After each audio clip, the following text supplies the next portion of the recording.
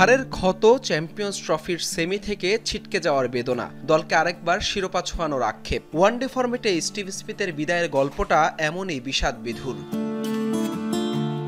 Pat Cummins সরে যাওয়ায় অধিনায়কের দায়িত্বটা আসে স্মিথের কাঁধে।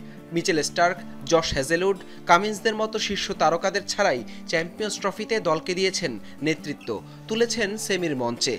তবে ভারতের কাছে ধরাশায়ী হয়ে শেষ চারে শেষ হয়েছে অজিদের চ্যাম্পিয়ন্স ট্রফির মিশন। তাতেই দুবাইয়ের মাটিতে ৭৩ রানের ইনিংস খেলে ওয়ানডে ক্রিকেটকে গুড বাই জানিয়েছেন স্টিভ স্মিথ। ২০১০ সালে ওয়েস্ট ইন্ডিজের বিপক্ষে ওয়ানডেতে অভিষেক হয়েছিল স্মিথের।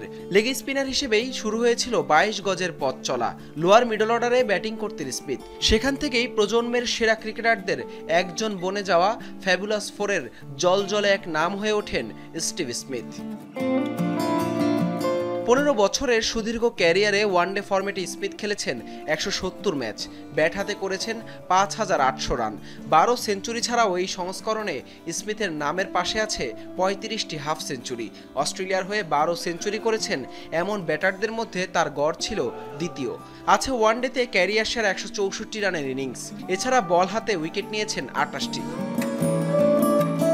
এই ফরম্যাটে অস্ট্রেলিয়ার হয়ে ২টি বিশ্বকাপ জয়ের গৌরব আছে স্মিথের। অধিনায়ক হিসেবেও স্মিথের সাফল্যের হার ৫০%। ৬৪ ম্যাচে দলকে নেতৃত্ব দিয়ে জয় পেয়েছেন ৩২টিতে। ২০১৫ সালে আইসিসি বর্ষসেরা ক্রিকেটারের পুরস্কারও জেতেন এই অজি তারকা।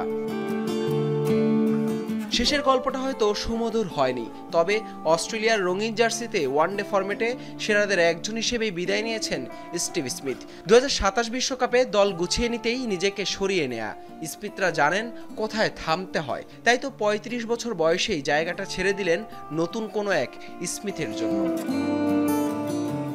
হাসান আল মারুফ, যমুনা স্পোর্টস।